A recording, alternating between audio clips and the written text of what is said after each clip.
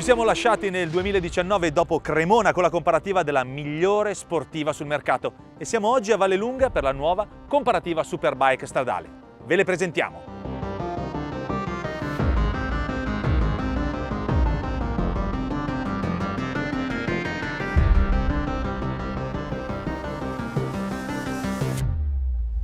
Aprilia RS V4 1100 Factory, Ducati Panigale V4 SP2, Honda CBR 1000 RRR Fireblade, Kawasaki ZX10R, Yamaha R1M. Avete notato un'assenza? Sì, nonostante un regolamento a nostro avviso inattaccabile, BMW ha deciso di non partecipare. Onore quindi ai 5 sfidanti che hanno voluto mettersi in gioco. Iniziamo con la nostra comparativa 2022.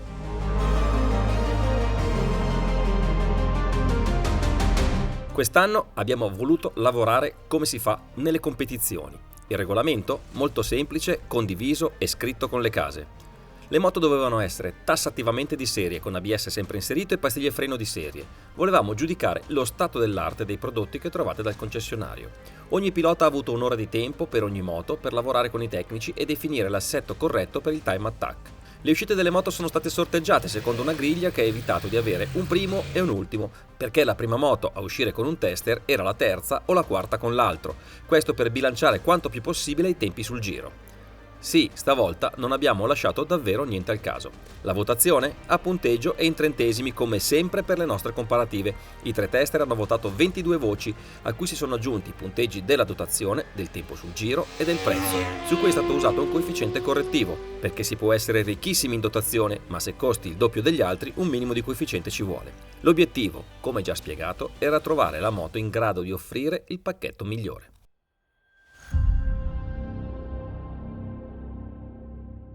Partner tecnico che ringraziamo, Pirelli, che ha fornito le Diablo Superbike Slick SC1 per le prove libere e SC0 posteriore per il time attack.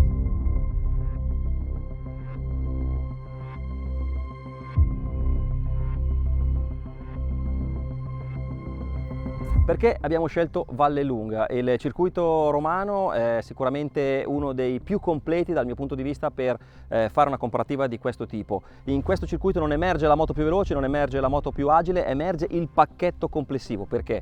Rettilinei con allungo fino a 280 km/h, curvone dove ci sono i cambi ad altissima velocità in quinta marcia, curva sopraelevata e poi la parte diciamo vecchia, quella storica, dove la Roma, la trincea, il semaforo e il tornantino, non le ho messe in ordine ovviamente, ma sono le curve della parte vecchia, sono quelle dove vale invece l'agilità, la frenata, la ripartenza e l'elettronica, perché deve aiutare a ripartire da marce molto basse. Quindi il circuito più completo dove poter fare una comparativa con moto di questo genere, dove emerge il pacchetto migliore.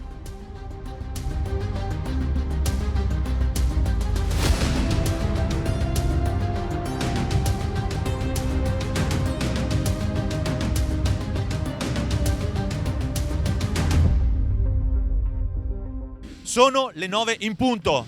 Pit lane aperta significa che qui a Vallelunga inizia esattamente in questo momento la comparativa delle Superbike stradali di Red, edizione 2022, ai blocchi di partenza letteralmente le prime 2 moto guidate dai nostri piloti. Aprilia RS V4 1100 Factory e Ducati Panigale V4 SP2, guidate dai piloti professionisti che apriranno un po' le danze di questa giornata. Massimo Roccoli e Fabrizio Perotti inizieranno. Gomme calde in termocoperte da 50 minuti ed è il momento di dare il via. Seguiteci!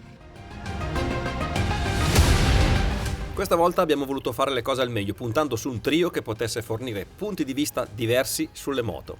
Altezze diverse e stili di guida diversi si compongono a cercare la moto che complessivamente fa andare più forte tutti. Massimo Roccoli, 6 volte campione italiano Supersport. È già stato protagonista di una delle nostre comparative Superbike e si è presentato a Vallelunga con un patentino interessante. Quest'anno, proprio qui, ha vinto la gara del CIV della Supersport 600. In una parola, scorrevole. Fabrizio Perotti, pilota CIV e National Trophy, da sempre guida Moto 1000, ma io posso dire di averlo visto andare forte, anzi molto forte, con qualsiasi cosa. E per qualsiasi cosa intendo dalla Harley Davidson alla Moto Zappa. In una parola, eclettico. Ah già! E poi ci sono anch'io, Stefano Cordara, tester dal 1992, pilota un po' per gioco che negli anni un po' di pista, sì, è vero, l'ha macinata. In queste immagini mi prendo molto sul serio, ma di fronte ai 2 che vi ho appena presentato, forse è meglio lasciar perdere.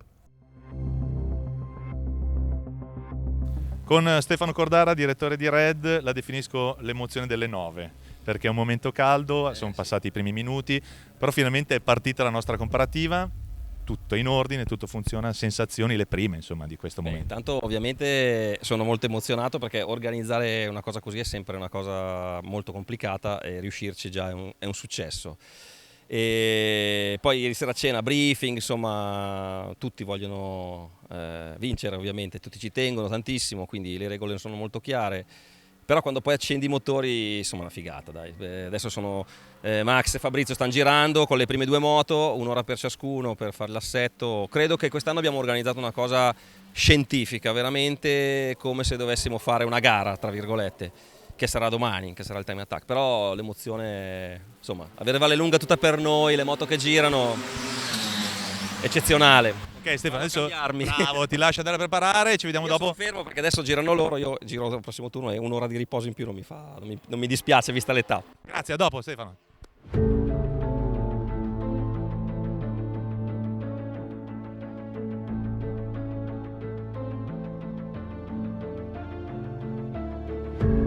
Eccolo il momento dell'ingresso in pista, entra Fabrizio Perotti alla guida di Aprilia RSV4 1100.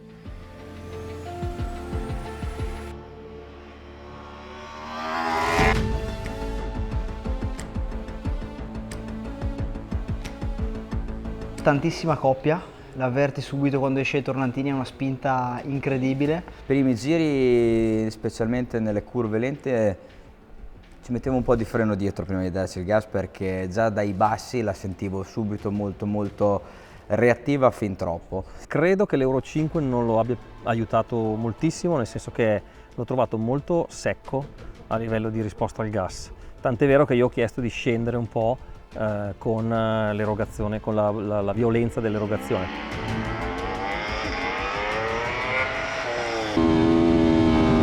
Specialmente nei tratti veloci, dopo i cimini hai un cambio di direzione ad alta velocità dove fai terza, quarta e lì quando la potenza entrava dentro ti dava proprio dei calci da tutte le parti, allora ho cercato di gestirla al meglio da quel punto di vista lì.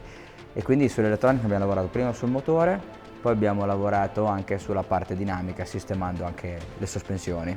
Le regolazioni a obiettivo che hanno le oli semiattive mi hanno soddisfatto, siamo andati nella direzione di avere un pochino più di gestione motore, un pochino più di engine brake e la moto a me è piaciuta. Abbiamo lavorato praticamente su tutti i fattori che mi mette a disposizione. A livello di elettronica secondo me anche gli interventi di anti-wheeling eccetera eccetera non sono mai troppo invasivi, quindi È una delle elettroniche di riferimento.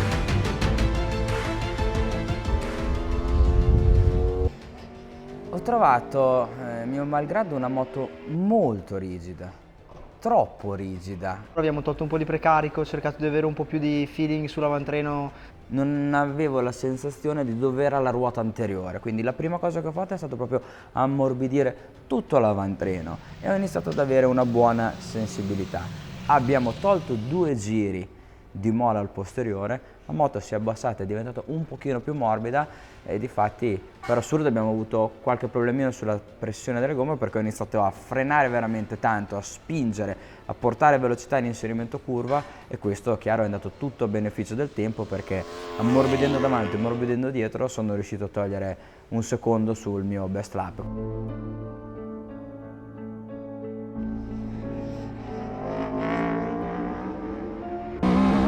Il punto forte della frenata è la potenza, anteriore e posteriore nessun problema, ABS di altissimo livello, ritengo che sia uno dei migliori a livello, non l'abbiamo mai staccato, perché il regolamento non ce lo faceva staccare, non l'ho mai sentito entrare, non è mai intervenuto. E il freno motore secondo me sulla Aprilia è forse uno dei migliori, nel senso che quando vai a scalare ti dà veramente un aiuto importante per andare a chiudere la linea. La preferita con un engine brake un pochino più libero, e la cosa bella è che non mi ha messo in difficoltà l'anteriore. Impianto frenante non ho avuto veramente nessun problema, anche con le alte temperature che c'erano al pomeriggio, quindi direi molto bene.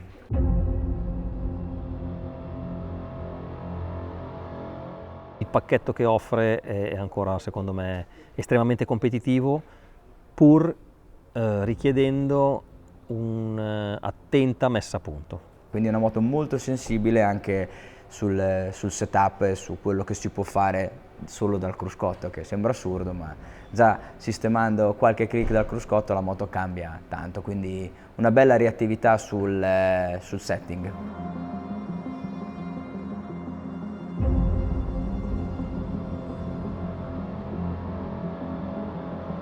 Difetto quello della leva del freno, che era molto lontana, e una reazione sotto, diciamo, ai primi gradi dell'acceleratore un po' violenta.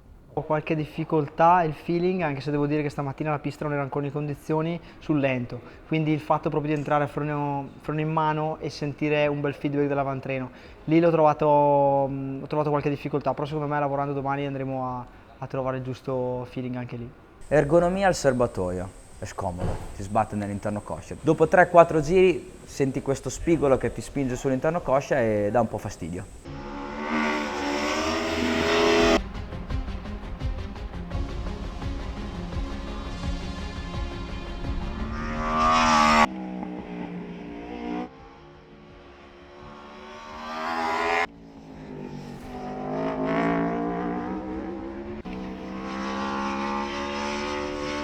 Ducati Panigale V4 SP2 con il nostro Massimo Roccoli. Il carattere del motore è pazzesco, spinge sempre. Dai bassi regimi ai medi, molto elettrico. E questa cosa qua rende la moto molto sforzabile. Mi sono sentito subito molto confidente, il motore molto potente, però a livello di erogazione, gestione dell'erogazione così, ha fatto dei passi veramente originali, mi ha molto impressionato.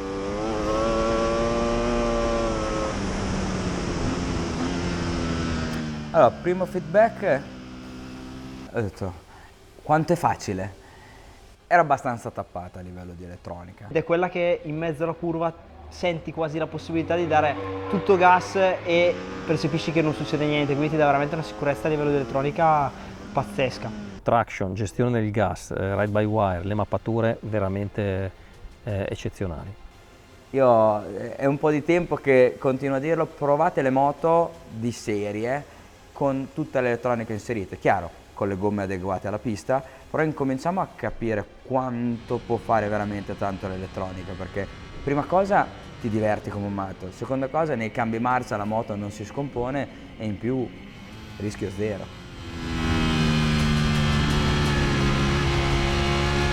E sono curioso di provarla con una gomma un pochino più soffice e la potenza un pochino più aperta, però il bello è che hai una coperta veramente tanto ampia che la possono utilizzare tutti. C'è tanto da lavorare, c'è tanto lavoro che si può fare, un sacco di possibilità diverse. È quella per cui l'ora quasi non è sufficiente. Puoi fare veramente tutto. Prima, seconda, terza che è un pochino più chiusa, quarta, quinta, sesta che è più aperta, puoi mantenere tutti i parametri dall'anti-wheeling al controllo di trazione tutto e lavorare solo sulla risposta dell'acceleratore.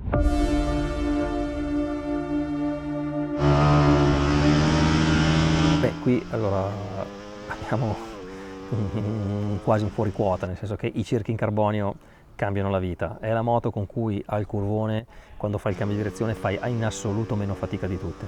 Appena sono salito mi ha dato subito un feeling incredibile sull'avantreno, infatti l'ho detto subito ai ragazzi di Ducati perché davanti ti dà subito una fiducia veramente importante.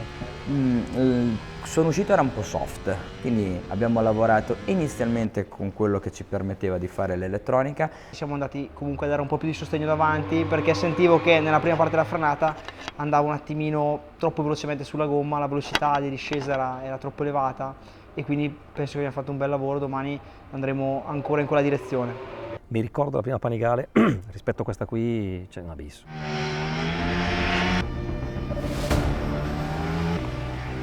C'è da dire che non ho trovato un grandissimo feeling sull'attacco freno, è un po' pastoso, devi un attimino capirlo e in quella fase lì secondo me domani posso migliorare un po' perché magari adesso ho un po' di riferimenti in più, però è quella che sulla frenata, nonostante freni fortissimo. Ci ho provato in tutti i modi, non l'ho mica sentito l'ABS intervenire, quindi solo un giro l'ho sentito veramente tanto in staccata alla Sorate, che è una staccata che arrivi, praticamente esci, fai seconda, terza, terza prima, in discesa, ho staccato la ruota posteriore e davanti ancora con l'ABS inserito c'era, quindi da paura. Incredibile quello che puoi fare con questo ABS. Frenata è una delle migliori, ha più o meno lo stesso impantino Aprilia, però la linea vicina, quindi a me è piaciuta, mai affaticata, mai nessun problema a livello di modulabilità, mai sentito entrare l'ABS, quindi direi è una delle migliori frenate del lotto.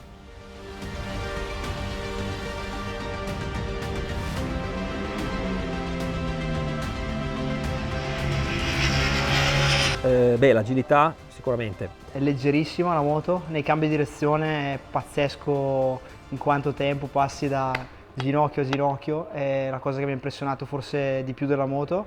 È la prima volta che salgo su una moto, mi metto in carena e vado a toccare dietro, un'ergonomia per me veramente ottima.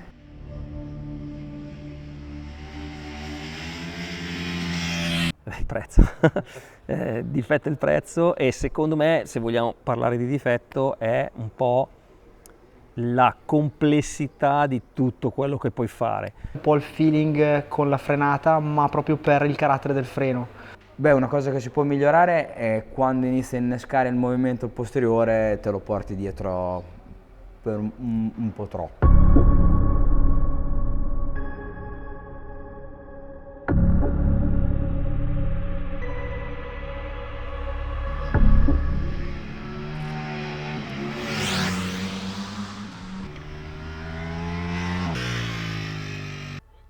Sono le 12 in punto, entriamo nella terza ed ultima sessione della mattina, il giro di boa di questa giornata di setup delle moto.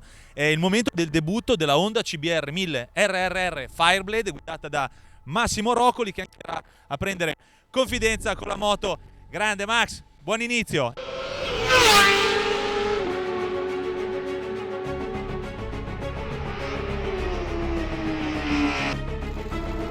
Che motore, mamma mia! Sembra un 600 ma con una potenza incredibile. È un motore particolare perché va fatto girare altissimo. Ti esplode tra le mani, dai 12 ai 15.000 è veramente incredibile.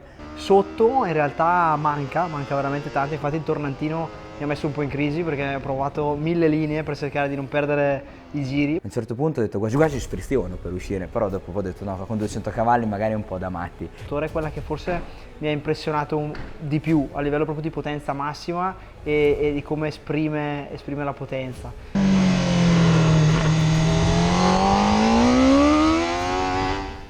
Devi tenerlo sempre sopra i 9000 e quindi impone, insieme alla rapportatura particolarmente lunga che è questa moto, di usare rapporti un po' diversi rispetto agli altri. Uso tantissimo la prima, per cui io ho lavorato un po' anche per addolcire la risposta, perché all'inizio aveva una risposta piuttosto brusca, però a tanti livelli di erogazione. E un intervento del traction non troppo invasivo. Non troppo invasivo, infatti è stata la prima che mi permetteva un attimino di più di derapare e far chiudere la linea, specialmente Fuori dalla Roma e di seconda venivo fuori di traverso, una figata. Gas pieno, sentivi proprio il posteriore che scivolava e questo però ti permetteva di girare. Quando chiaramente l'ho liberata un pochino prima, cosa succedeva? Come sentiva che si metteva di traverso, chiaramente mi toglieva potenza, solo che poi dopo iniziava anche a innescarmi dei movimenti che non mi piacevano. Perché adesso le regolazioni sono davvero tante, però c'è ancora un piccolo step da fare per arrivare ai top.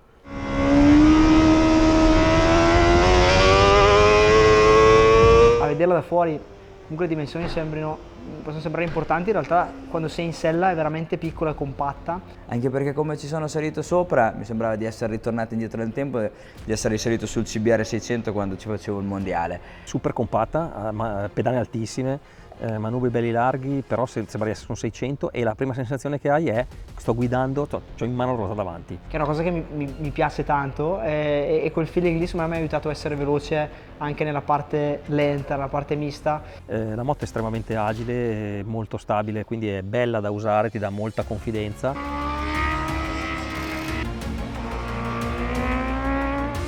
Pronti via ho voluto lavorare subito, ho cercato di lavorare subito sull'engine brake per capire qual era la direzione da prendere, anche perché non abbiamo un buon ABS. Ma non è super eccelso come le due italiane. Una buona stabilità, anche in questo caso siamo andati a lavorare un attimino su precarico e sull'idraulica, dare un po' più di sostegno all'avantreno. Perché quando andavo a fare la frenata decisa, specialmente quando incominciavo a inclinare, sentivo lavorare un po' troppo l'ABS, quindi abbiamo trovato un bilanciamento giusto che mi permettesse di entrare in curva con i freni in mano, ma non di cercare di non sporcare l'inserimento per causa dell'ABS.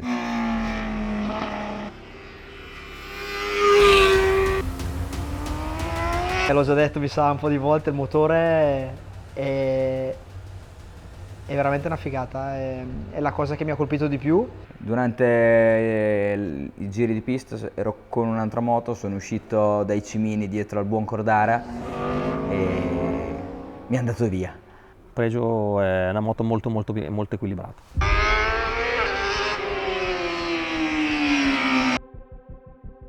Sempre sulla parte del motore, renderlo un po' più gestibile, troppo poco il range di utilizzo. Un po' la rapportatura che in questo caso secondo me la penalizza. Io 2 pedalline un pochino più basse le avrei volute, mi avrebbero aiutato a guidare un po' meglio.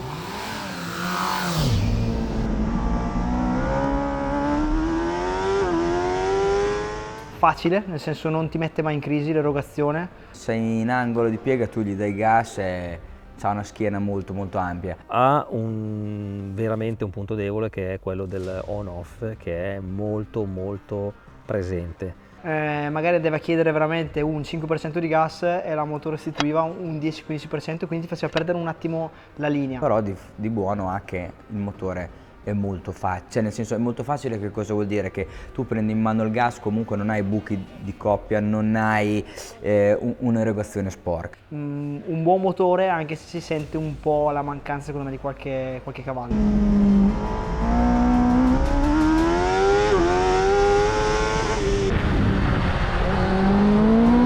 In elettronica siamo un po' indietro, purtroppo, perché diciamo che è semplice. No, io ho dovuto disinserire tutta l'elettronica. Nonostante il traction fosse tarato al minimo, sentivo intervenire un po' troppo e questo secondo me l'ha un po' penalizzata.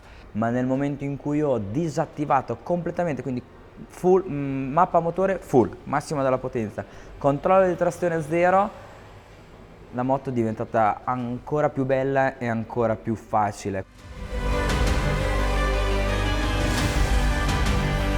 Ci sono salito, mi sono sentito subito confidente, stavo comodo, bello, l'ho sentita subito in mano. Non ho chiesto nessuna modifica a livello di ciclistica, perché devo dire che quella è veramente, diciamo, il punto migliore della moto, è la cosa su cui non sono voluto intervenire perché la trovavo veramente azzeccata. Hai una sensazione di avere una moto che quando freni non senti tanto i trasferimenti di carico, sembra quasi piatta. Sarei curioso di capire com'è il bilanciamento della moto. Ho parlato anche un po' con i concorrenti di Kawasaki, la forcella Showa pressurizzata è da prendere ad esempio, non è una forcella di tipo semiattivo, ma funziona veramente bene. 2 interventi, 2 click, sente tutto, però un po' impegnativa nei cambi di direzione. Devi lavorare tu tanto con il corpo.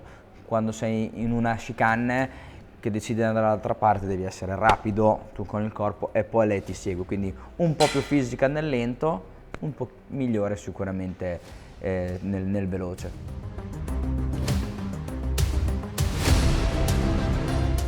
La frenata è un problema. L'intervento dell'ABS è veramente troppo invasivo. Per come freno io non ho trovato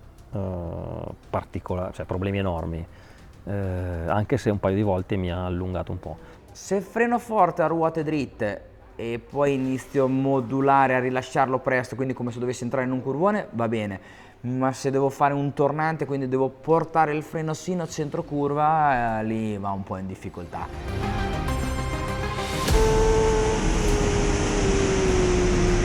La ciclistica l'ho trovata perfetta. La cosa bella è, come dicevo, che ho disattivato i controlli e riuscivo a guidare tranquillamente un 1000. Stabilità, facilità di guida. È una moto molto facile, te la senti in mano, semplice da settare, quattro cose la metti a posto subito. Ecco, magari è una moto che consiglio a quello che arriva dal 600 e vuole fare il salto al 1000 perché è una delle più semplici. Il difetto è la frenata.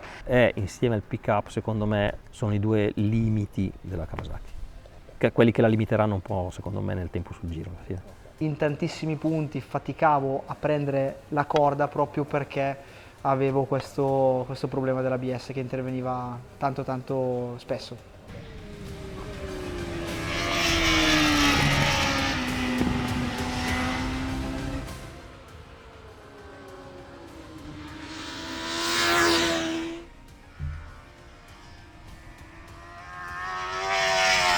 Stiamo procedendo a ritmo serrato, stiamo rispettando la tabella di marcia al minuto letteralmente. Adesso è il momento dell'ingresso per la prima volta questa mattina, poi ovviamente ci sarà il cambio pilota della Yamaha R1M, in questo caso guidata ancora da Fabrizio Perotti. Proseguiamo!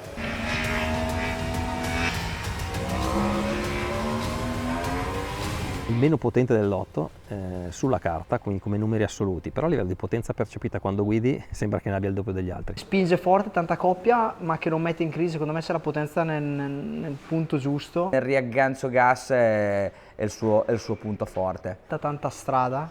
Specialmente in uscita dall'ultima curva, fuori dai cimini, riesce a dare il gas veramente presto, poi a un certo punto quando entra la coppia, entra la potenza, si inizia ad innescare, quindi quella è una cosa che mi ha dato un po' fastidio. E sulla cambiata è quella che mi ha veramente impressionato per quanto la moto spinga. Ed è l'unica insieme a Ducati in cui fare lo short shift non ti fa perdere tempo, quindi fai un cambio molto rapido, quindi anche sottocoppia, ma il sottocoppia sulla Yamaha non c'è.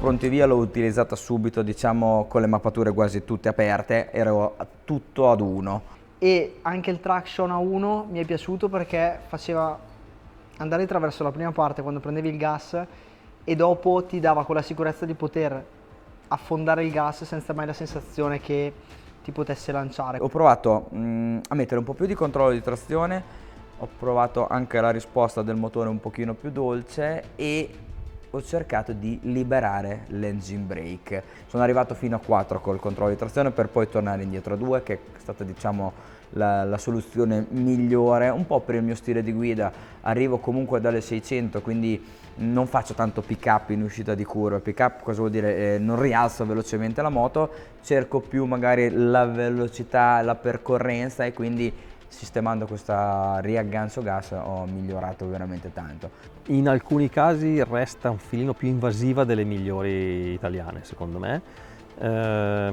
tipo l'uscita delle curve lente, l'impennata non è gestita proprio in modo super pulito. Va a tagliare particolarmente tanto, specialmente quando vai a toccare dei cordoli. Ho sentito un intervento un po' forse troppo invasivo rispetto a altre concorrenti. Quello un filo mi ha dato fastidio. Per me è una validissima elettronica, tutto molto chiaro nel display, molte delle regolazioni le puoi fare al volo anche su altre, quindi direi ottimo livello.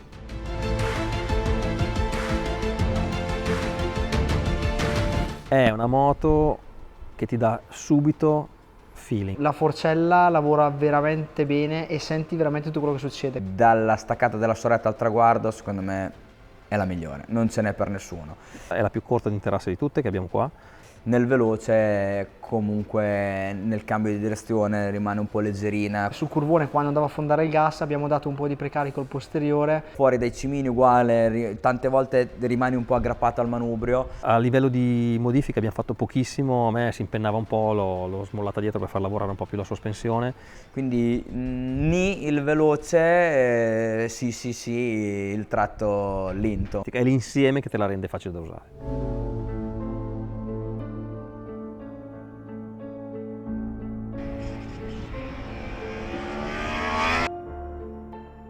Quindi ho liberato un po' l'engine brake perché mi si metteva un pochino di traverso. Liberando l'engine brake Un po' l'ABS qua si sente. Non ho avuto particolari problemi, un paio di volte qualche lunghino ho dovuto un po' l'ABS. non è stata la soluzione giusta perché poi ho messo subito in crisi immediatamente l'ABS. Visto che il feeling era buono con l'Avantreno, volevo staccare sotto, ma purtroppo l'ABS interveniva tanto. Però non è un impianto che mi fa battere il cuore, insomma, ci sono impianti qua dentro che funzionano molto meglio.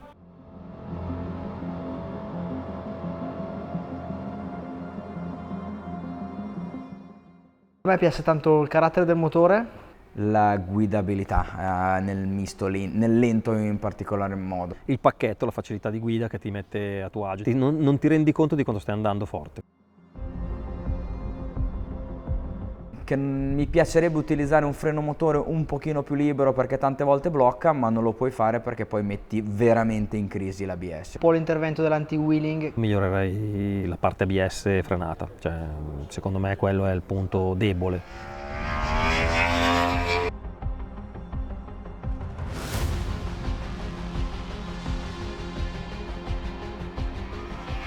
Allora, intanto io devo dire, qua dico voi della telecamera, io oggi ho fatto come Verstappen alla Red Bull, cioè ho girato sempre con le gomme usate, me ne sono dato come, diciamo, come obiettivo di non mettere mai su gomma nuova così, un po' perché volevo vedere fin dove arrivavano le SC1.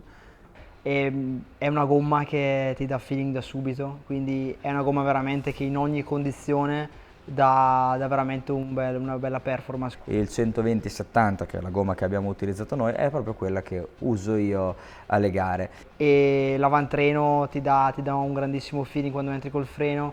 Secondo me sono le gomme giuste per fare questo tipo di comparative. L'anteriore l'abbiamo cambiato per tutto il giorno, ogni moto ha fatto 3 ore di guida, quindi diciamo, e tempi, da quello che mi sono arrivate le orecchie, diciamo molto molto interessanti.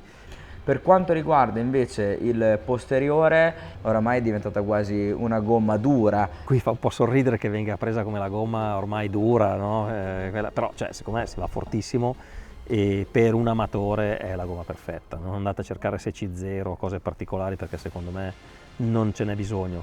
Che in realtà non è dura perché siamo riusciti a utilizzarla sia con i 20 gradi che con i 50. Una gomma così ci giri tutta la giornata e i tempi sono veramente veloci. È chiaro che un SC1 quando supera i 30 gradi di asfalto inizia a innescare subito uno scivolamento proprio di carcassa e lavora meno la mescola, quindi inizia subito a innescare questi movimenti qua.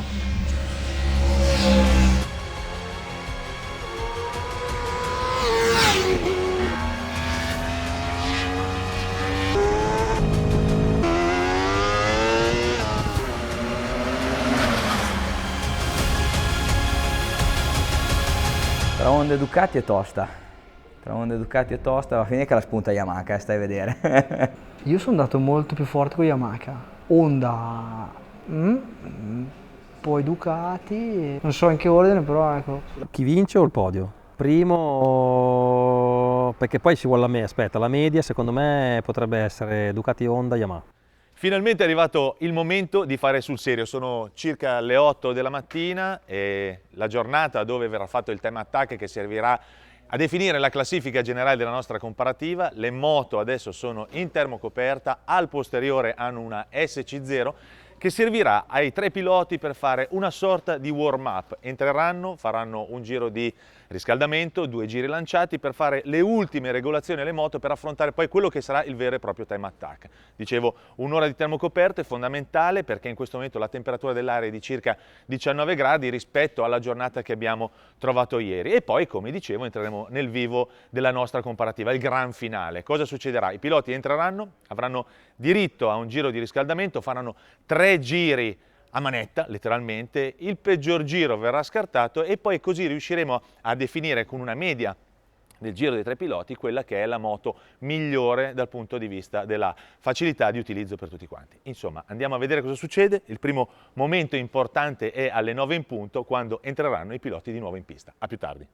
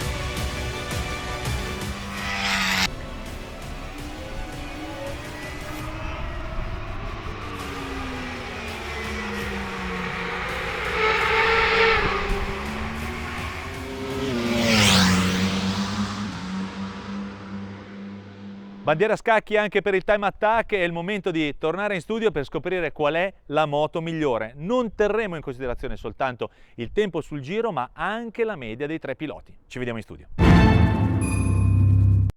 Da Vallelunga alla redazione, allo studio di Red, nel tempo di un intersigla con Stefano Cordara, direttore ovviamente della nostra testata, per raccontarvi poi nel dettaglio come è andata a finire la comparativa che abbiamo fatto appunto pochissimi giorni fa. Stefano, intanto devo ammettere che nel momento in cui siamo entrati nel vivo della competizione, perché alla fine c'era pur sempre un cronometro, l'emozione che ho percepito stando a bordo pista a fare coordinamento, mentre tu, Massimo Roccoli, Fabrizio Perotti eravate ovviamente impegnati a fare il tempo sul giro, era quella dei grandi eventi motociclistici in cui c'è competizione. Tutti, li definisco addetti, o meglio, tutti i rappresentanti delle case erano concentratissimi, ovviamente grande disponibilità da parte loro, ma l'emozione che si percepiva era gigantesca ed questa è stata una cosa secondo me bellissima. Stefano.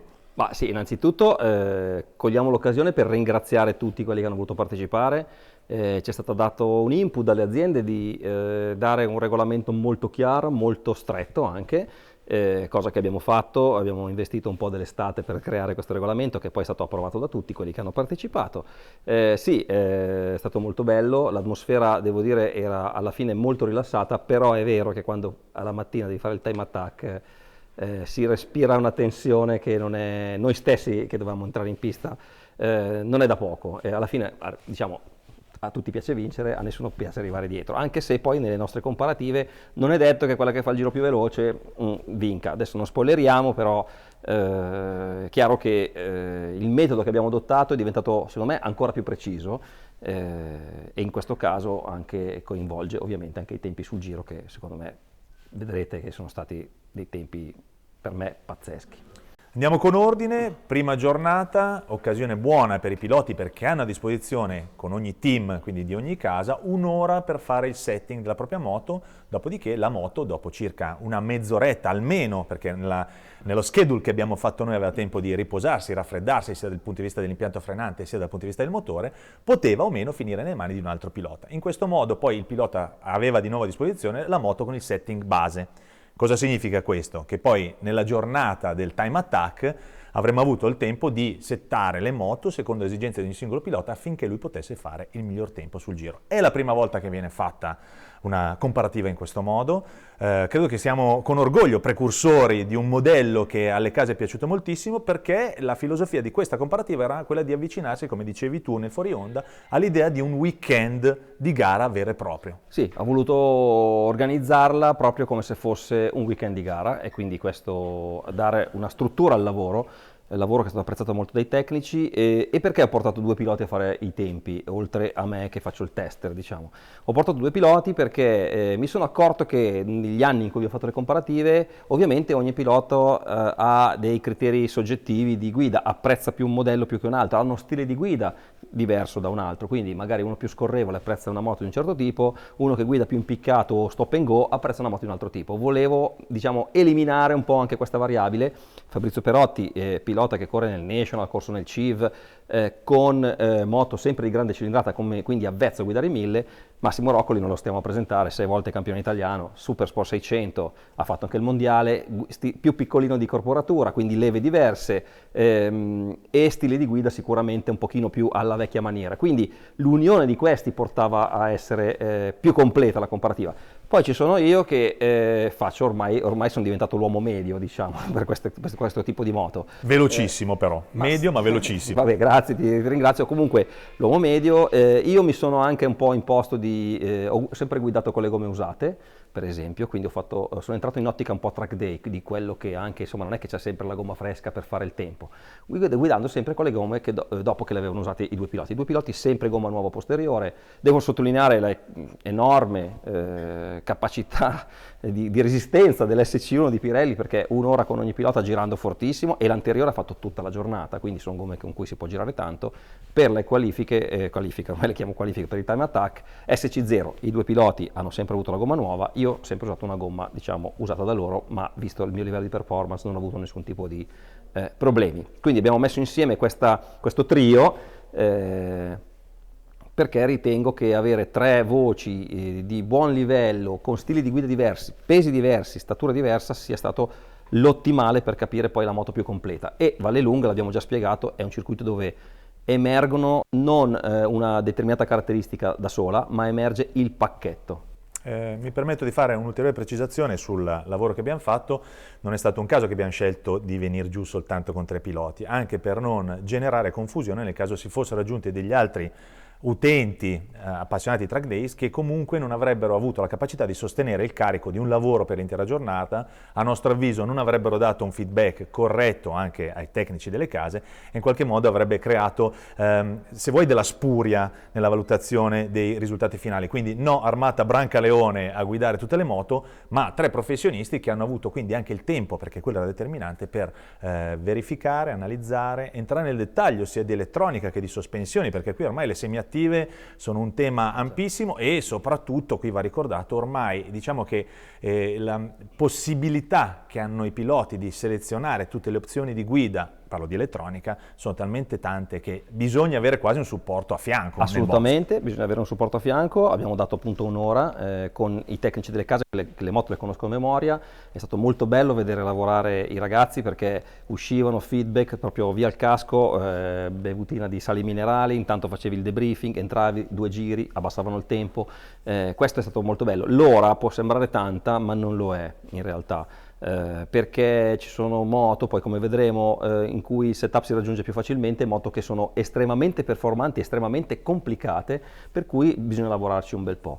Abbiamo appunto, come dici tu, voluto concentrarci su 3 figure, perché volevo dare il tempo proprio per lavorare per il massimo setup possibile in un'ora di tempo, e questo serve anche per capire quale moto è più facilmente settabile rispetto a un'altra, che questo aiuta anche chi la vuole comprare, perché magari uno ha una moto GP, ma se poi non è ingegnere di pista non vai da nessuna parte, e magari una moto più semplice che con 3 clic la metti a posto ti aiuta. Ci sono anche delle moto meccaniche nel nostro parterre, perché Kawasaki non aveva sospensioni semiattive, che peraltro si sono comportati molto bene. Devo dire che la forza della Kawasaki 100 punti, bravissimi, meccanica ma super top. Quindi circuito di Vallelunga, poco più di 4.000 metri, 15 o 16 curve, ma insomma una varietà tra curve molto lente, il tornantino che hai citato tu prima, poi dei pezzi molto veloci, insomma i cimini, giusto per citarne uno, le curve di percorrenza da raccordare. Il curvone. Com'è stata Vallelunga anche dal punto di vista delle condizioni? Abbiamo avuto tempo buono, asfalto caldo, sì, prossimo ai 50 gradi, giusto? Sì, però temperatura dell'aria nell'ordine di 30 gradi, quindi condizioni quasi, assenza di vento, anche quella interessante dal punto di vista della realizzazione, anche di poi computo dei valori in campo. Entriamo nel vivo della comparativa. Sì. Quindi Per chiudere appunto, anche l'idea di usare dei professionisti è perché alla fine della prima giornata noi 3 che abbiamo girato abbiamo fatto 160 giri con i 1000, che insomma alla fine erano tutti belli bolliti. Figuriamoci quando uno non è tanto abituato a girare, all'ultima moto non è più forse neanche così lucido per poter dare dei giudizi, insomma. Allora, partiamo con la prima tabella, che vedete anche in sovraimpressione. In questo caso sono il risultato, il riassunto della media, viene da dire, della somma dei piloti che hanno ovviamente votato. Come conoscete già il nostro criterio, da questo punto di vista non è cambiato nulla. Tantissimi verdi collocati in una colonna, quella di Ducati, 0 in Aprilia, ma non c'è da preoccuparsi, e poi la rimanenza sostanzialmente distribuita un po' tra gli altri partecipanti. Sì. Cosa è venuto fuori però, Stefano? Cioè, non significa che Aprilia sia stata la moto peggiore, anzi, come vedete dalla somma dei punti sotto, in realtà si è comportata molto molto bene. Aprilia dimostra con i fatti, come succede spesso nelle nostre comparative, che non è necessario spiccare per forza in tante voci, ma se sei mediamente buono in tante voci, vieni fuori bene. Quindi Aprilia ha preso dei bei punti. È una moto ancora ovviamente di altissimo livello. Forse inizia a pagare un po' il peso dell'età. Qualcosina, comincia a pagare il peso dell'età, più che altro perché resta una moto molto racing, quindi molto molto rigida a livello di telaio, a livello di forcellone, strutturalmente molto rigida. Ci è stata consegnata con un assetto suggerito per Vallelunga, che l'abbiamo trovato come punto di partenza molto rigido, quindi trasferiva poco la moto, ti dava non così tanta fiducia. Devo dire che è quella che nei 2 giorni è cresciuta però di più, perché alla fine poi vedremo coi tempi sul giro, è arrivata ovviamente molto molto bene. Questo appunto cosa vuol dire? Noi votiamo in trentesimi da 18 a 30, massimi punti sono 30, minimi 18. Aprilia ha dimostrato che essendo mediamente valida in tutte le aree, riesce comunque a essere una moto che spicca. Kawasaki, che Spesso mi permetto di segnalarlo, se guardate di nuovo le immagini della tabella in sovrappensione, è sempre lì, seconda, esatto. ha un punticino, non 2 c'è il punti. verde, ma è a un punto. Esatto. Cioè, quindi non è che ci fosse il podio, sarebbe sempre sul secondo gradino del podio. Quindi non guardate solo il verde, guardate i punti e vedete che è lì, è sempre a ridosso, perché comunque resta ancora una moto, diciamo che annuale le moto le sanno fare molto bene. Forse guardando ovviamente la tabella dei risultati, Stefano, non stupisce tanto Ducati, anche perché al di là dei grandi verdi presenti è anche la moto che nel pacchetto era la più costosa e più competitiva a livello di accessori. Assolutamente sì, quella col prezzo più alto di tutte, col serbatoio d'alluminio, con i cerchi in carbonio, insomma è quella più dotata, ma è anche quella più costosa, tanto è vero che poi abbiamo usato nella nostra valutazione una correzione di prezzo, perché qui ci sono moto da 25.000 con moto da quasi 40.000, 39.000 e passa della Ducati. Di queste, cioè analizzando i dati, qual è quella che forse ti ha stupito di più, che già conoscevi, perché in realtà la gamma delle altre concorrenti rispetto a Ducati la conoscevi bene? Allora, devo dire che alla fine, se devo fare un nome, dico Honda, perché da Ducati e Aprilia mi aspetto grandissime prestazioni, tutte le nostre comparative sono sempre state protagoniste. Honda la conoscevo, l'ho provata all'Osail, l'avevo provata nell'edizione precedente, quindi con rapporti estremamente lunghi, un ABS non così fine come quello delle italiane. Devo dire che con le ultime evoluzioni, quindi col modelliere di quest'anno, rapporti più corti, elettronica rivista, ABS, un filo sistemato, la Honda è diventata veramente un'arma difficilmente battibile. Ha ancora i tubi in gomma, Per l'impianto frenante. però 3 piloti, giravamo fortissimo, nessuno ha avuto niente da ridire, quindi non è che per forza il tubo in treccia deve essere, lo sappiamo che è migliore, lo usano nelle competizioni, però Honda dimostra con i fatti che comunque la moto frenava bene, funzionava perfettamente, ha avuto solo un piccolo, abbiamo perso un filino di feeling durante il time attack perché avevamo cambiato il cerchio e quindi probabilmente un disco non era super perfetto, e questo secondo me l'ha un filo penalizzata sul tempo veloce, però moto poi fa un rumore che sì, ragazzi, La si sente dal tornantino, anzi da tutte le parti del circuito, non puoi contare le marce senza problemi. Se devo dirti la più facile, poi invece ti dico la Kawasaki, scendi dalle altre, sali sulla Kawasaki, ti senti veramente molto confortevole, molto a casa tua, senti la moto in mano, è molto stabile, va più piano, è vero, un pochino delle altre, ma qui siamo nell'ordine di pochi secondi, cioè.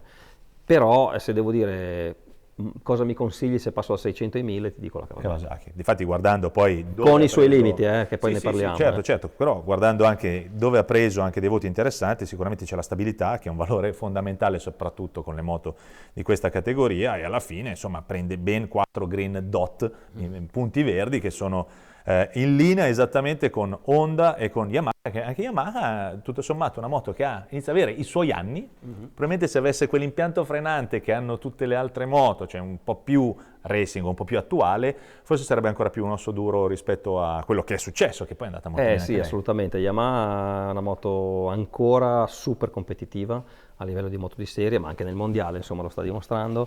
Ha una filosofia costruttiva particolare perché è la più corta di Interasse, la più agile, ti aspetti una moto nervosissima, invece è super stabile, e ha sto motore che non a caso è stato scelto anni fa, non ci piace citarlo, ma Valentino Rossi scelse il crossplane proprio per questo motivo, per questa erogazione che aveva, fa veramente un sacco di strada. Non è la più complessa a livello di elettronica, non è nemmeno la più avanzata, qualcosina a livello di anti-wheelie si potrebbe sistemare, ma quando tu prendi in mano il gas con quella moto lì, tu hai il gas collegato alla ruota e senti il gas in mano, a volte quasi anche un po' troppo, ma ti fa fare veramente tantissima strada, ed è una moto che, certo, se avesse un impianto frenante lievemente superiore a quello che ha attualmente, credo che ancora sarebbe difficilmente battibile.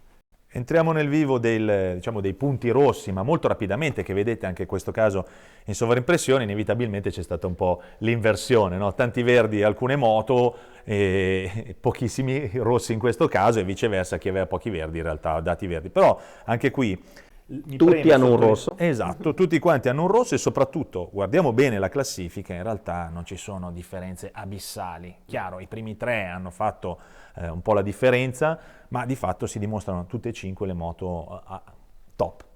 Assolutamente cosa sì. ti è piaciuto di meno di ogni moto? Aprilia, andiamo dritti con il Allora, tema. Aprilia sicuramente motore, erogazione favolosa, anche se secondo me l'Euro 5 l'ha reso un pochino più secco, quindi un po' meno gestibile. È una moto racing a tutti gli effetti, quando tu la metti a posto è una moto super competitiva, è un po' più delicata. Ducati devo dire che hanno lavorato tantissimo, perché se io ricordo la prima Panigale era un mostro, ma anche scarsamente gestibile, un po' più difficile da guidare. Adesso sono andati anno dopo anno, l'hanno resa sempre più usabile. Infatti la moto è facile da usare, te la senti in mano. È quella che ovviamente volta meglio il curvone, perché con i cerchi in carbonio togli peso in una zona sensibilissima, e quindi quando devi fare i cambi di direzione ad altissima velocità ha un vantaggio innegabile, ma anche andare dentro in curva. È quella con cui ho avuto grandissimo feeling sull'avantreno in frenata.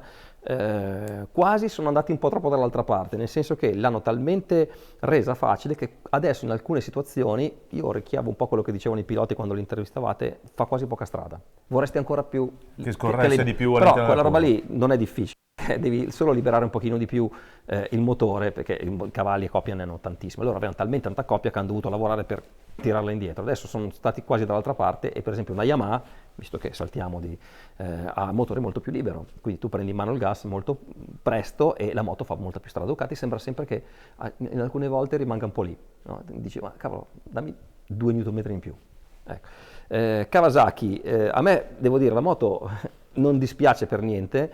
La ciclistica è valida, ha una gestione del gas, ha le due vere, che sono quelle che poi ho detto durante l'iscrizione, sono i due veri limiti, sono la gestione del gas, perché ha un on-off abbastanza consistente, e l'ABS è quello più indietro di tutti, cioè rimane un ABS sì sportivo, ma comunque stradale e non racing. Noi nella nostra comparativa abbiamo vietato a tutti di togliere l'ABS, sì. abbiamo vietato a tutti di montare pastiglie speciali, quindi abbiamo usato le moto veramente come le comprate dal concessionario, e ovviamente Kawasaki.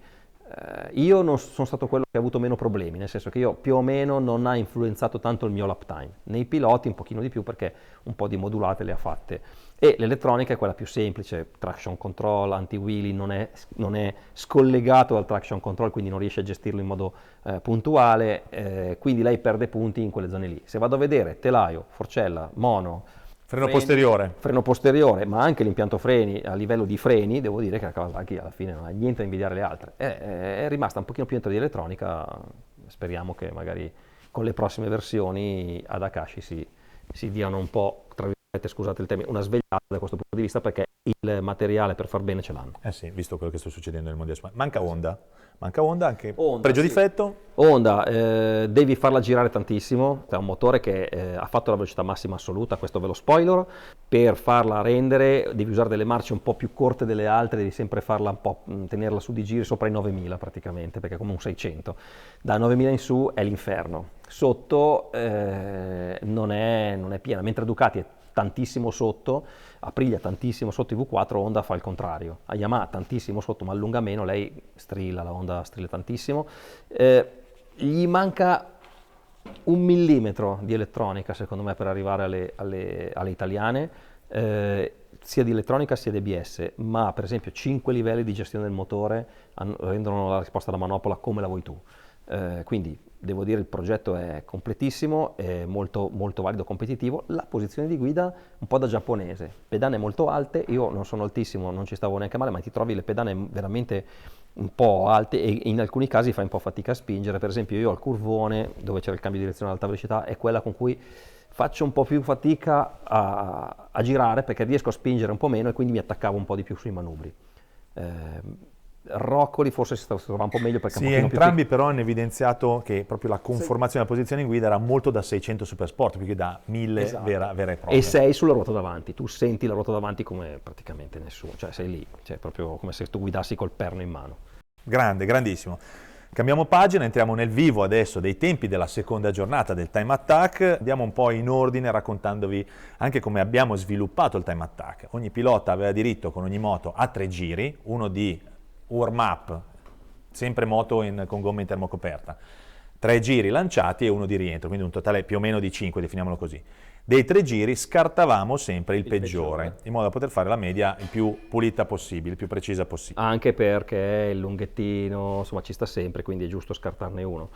Sottolineo che la mattina del Time Attack abbiamo i piloti hanno fatto il warm up, 10 minuti di warm up con ogni moto, perché siamo passati dall'SC1 all'SC0, che è comunque una gomma che spinge di più, quindi abbiamo ulteriormente, lavorando appunto come se fossimo in una gara, potuto raffinare e con gli ultimi click o l'ultimo mezzo giro di molla l'assetto, perché con un SC0 che spinge tanto, la differenza tra l'SC1 e l'SC0 non è da poco, e quindi due giri lanciati di warm up con ogni moto, piccola rifinitura, riposo e poi time attack con un SC0 nuova, quindi proprio Figo. MotoGP. Figo, MotoGP, esattamente. Allora, dato che hai citato la velocità massima in questo caso è stata proprio di Honda, che è riuscita a spuntare con telemetria e quindi GPS una velocità massima di 272 km/h. Un dato eccezionale, un dato che probabilmente era in linea con le aspettative, anche perché tempo Sì, anche per fare velocità il cambio di massima che si direzione. fa, ricordiamo, alla staccata della Campagnano, quindi dopo i Cimini.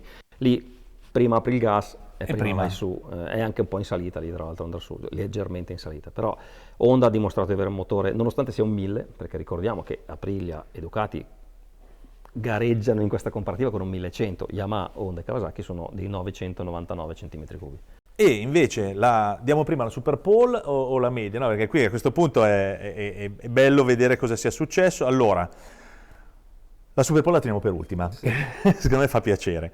Sì, perché i tempi medi già sono interessanti. I tempi medi sono molto interessanti, in questo caso lo diciamo, la spunta in realtà Ducati come tempo medio con 1:41,86, che corrisponde alla somma. Alla media delle medie dei piloti. Esattamente, quindi uniamo i due voti di Stefano, i 2 giri di Stefano, i 2 giri di Massimo Roccoli, i 2 giri di Fabrizio Perotti, e da lì poi facciamo la media e il risultato viene fuori così. Quindi diciamo che sarebbe quasi il tempo da gara, potrebbe essere, la possiamo trattare così? Sì. Si faceva considerare la moto che mediamente facesse andare più forte tutti, Tutti i quindi piloti. quella con cui tutti più facilmente sono arrivati a un setup ideale per loro, ed è quella che ha messo tutti più a loro agio per poter andare forte sostanzialmente. Al secondo posto, e torniamo alla prima tabella che vede protagonista Aprilia, 1:42,02, quindi anche in questo caso tempi vicinissimi, e poi a seguire nell'ordine Honda con 1:42,16, poi Yamaha con 1:42,21, chiedo scusa, e infine 1:43,85 da Kawasaki. Tempi che un po' rispecchiano quello che ci immaginavamo quando qui in redazione abbiamo iniziato a mettere insieme anche quelle che erano le protagoniste e i tempi che potevano spuntare rispetto anche alla stagione. Sì, Ci siamo? Assolutamente sì, devo dire che il contributo di Fabrizio e di Massimo nell'abbassare le medie è stato fenomenale, perché abbiamo quasi girato in tempi da CIV, cioè loro hanno girato quasi in tempi da CIV, hanno avuto l'approccio super professionale, e quando c'era stato il momento di fare il tempo non si sono sicuramente risparmiati. Prova ne è che gli ideal time sono vicinissimi ai tempi migliori, quindi vuol dire non giri uno in un modo o nell'altro, ma giri molto costanti, molto vicini, dove sei dato veramente tutto.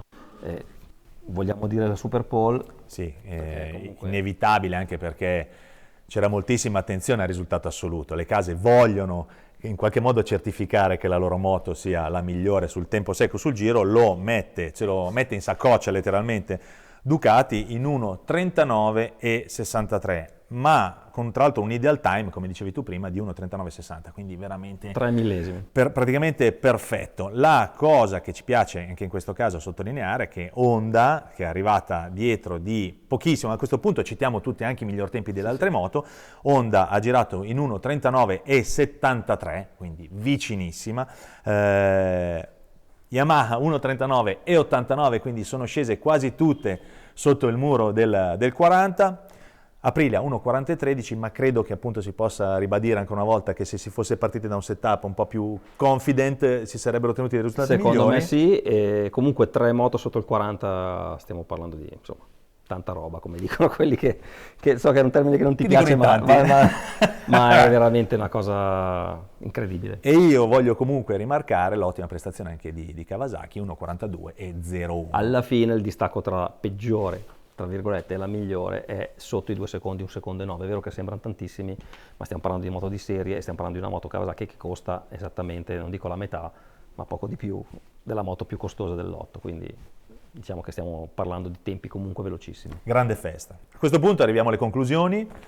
Non vi mostriamo subito la pagella, riteniamo opportuno ricordarvi come abbiamo deciso di trattare, analizzare questo confronto che era ancora più strutturato e complesso rispetto a quello che abbiamo fatto prima, perché il tempo sul giro, anche quello riveste un ruolo fondamentale, al quale abbiamo dato un valore di 5 punti, non chiaramente di 30 per non stravolgere il risultato della comparativa. Va spiegato come abbiamo assegnato i punti tutti i tempi sul giro, perché noi votiamo sempre in trentesimi, quindi è una cosa un po' ingegneristica, un po' criptica, ma se non lo capite mandate indietro e risentite, che così magari lo capite meglio. Allora, fatto salvo che alla moto più veloce abbiamo assegnato 30 punti e alla moto più lenta 18 punti, lo scarto dei 12 punti che c'era Guardate in mezzo, la linea media sul giro, esatto, questo è media sul determinante. giro, esatto, lo scarto in mezzo, i punteggi sono stati assegnati in rapporto al distacco dalla moto più veloce, quindi una che prende un decimo ha un rapporto, prende un punto in meno, per dire, e così via.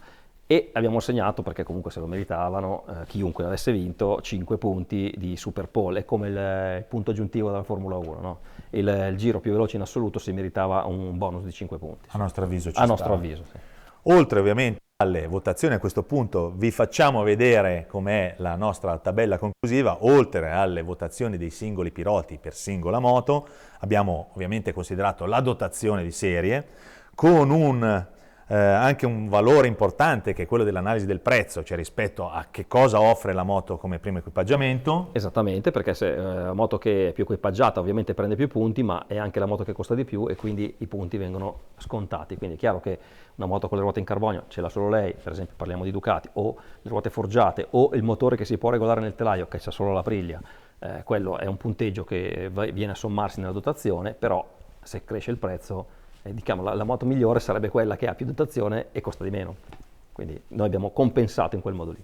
Siamo dunque arrivati alle battute conclusive di questa comparativa, lo dico un po' a malincuore perché abbiamo vissuto davvero 2 giorni intensa con le tabelle che avete visto, avete capito anche quanto ci abbiamo dovuto lavorare poi in redazione per farvi capire quanto ci abbiamo ragionato per ottenere i risultati che adesso vedrete. Stefano, soddisfazione? Beh, Sì, intanto dai. abbiamo lavorato tanto anche là, Sì, in pista, sì. perché è stato insomma 2 giorni abbastanza intensa.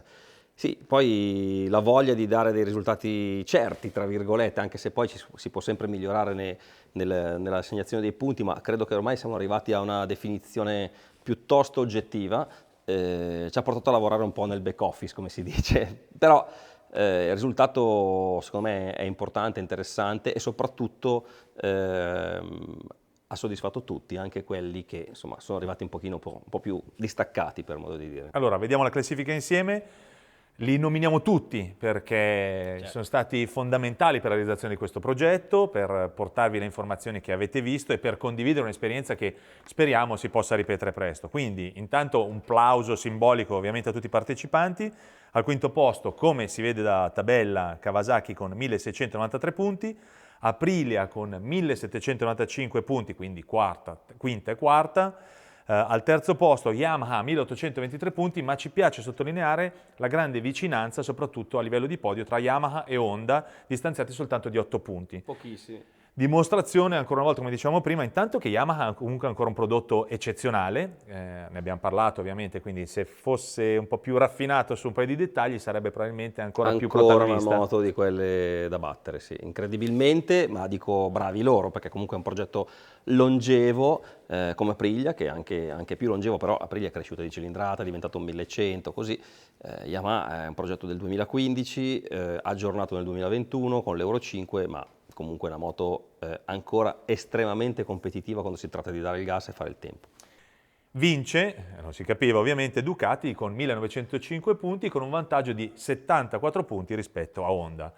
Sembra un distacco Esatto, esagerato, bravo. ma non lo è a livello di punteggio, anche perché poi avete visto che i tempi sul giro sono veramente tutti lì attaccati, ma comunque la gente ha apprezzato molto di Ducati la facilità di guida, i 3 tester, hanno apprezzato molto la facilità di guida, hanno apprezzato molto la capacità di metterti in mano un attrezzo che va fortissimo in modo però semplice, cioè poco da migliorare onestamente. Adesso è arrivato, dopo le varie evoluzioni, dalla prima Panigale V4 a quella di adesso, siamo a un prodotto estremamente complesso nella sua messa a punto, se vogliamo, perché ha tante cose che si possono fare, ma comunque molto maturo. Un'ultima considerazione, cosa ti ha soddisfatto, ti è piaciuto, ti ha sorpreso di questa comparativa? Forse il fatto che non un solo pilota abbia fatto il miglior tempo con tutte le moto, ma una distribuzione tra Massimo e tra Fabrizio, quindi anche un parterre di moto che può far fare cose grandi a molti piloti con provenienze diverse? Ma allora, questa cosa sottolinea il fatto che portare più di un pilota a fare la time attack è utile, perché due stili di guida diversi, come ho già detto, leve diverse, altezze diverse, anche se pesano uguali, incredibilmente, hanno fatto sì che qualcuno facesse il tempo più veloce, per dire Fabrizio facesse il tempo più veloce con qualche moto e Massimo con altre moto, quindi compensa, perché ovviamente un pilota è un uomo, quindi gli piace un certo tipo di moto, magari più scorrevole, magari, oppure un altro tipo di guida, e poi comunque io ho fatto il tempo più veloce con la Priglia, tra l'altro, quindi Un bellissimo mix. un altro punto di vista ancora. Sì, ci sta, è una conferma, non è una sorpresa, me l'aspettavo, li ho cercati apposta così. Massimo è un amico, sono tutti e due amici, però cioè, corrono in Grandi categoria. professionisti, la premessa avete visto proprio come ci hanno raccontato le moto, perché secondo me è stato quello anche il valore aggiunto. No, cioè mi è un docufilm. piaciuto tantissimo l'approccio super professionale, loro sono veramente entrati in mood weekend di gara, quindi scendevano, si segnavano sulla loro cartellina, parlavano con i tecnici, modifiche, rientravano, hanno preso un sacco di appunti perché sapevano che dopo li avremmo interrogati, insomma, quindi super professionali, top. Perfetto, allora ringrazio Stefano Cordara, direttore di redlive.it, per essersi messo in gioco ancora una volta anche proprio con tuta, casco, guanti e stivali e paraschiena, e ringraziamo airbag assolutamente, vi ringraziamo perché ci avete permesso anche con le vostre richieste di poter realizzare questo contenuto a cui tenevamo moltissimo. Stefano, se vogliono lasciare commenti, se avete voglia di dire la vostra, se volete un'altra comparativa, qua sotto Nei commenti so che si scatenerà sicuramente l'inferno. Crediamo di avervi detto un po' tutto su queste moto qua, e quindi che ognuno di voi capisca bene quale sia la moto più adatta a lui, ma comunque è anche un gioco, se vogliamo, tra virgolette, gioco a cui non piace perdere nessuno, diciamo così. Questa è una delle nostre comparative, secondo me è un po' il fiore all'occhiello, sono convinto di questo, fatecelo sapere qua sotto nei commenti, noi ci vediamo al prossimo video.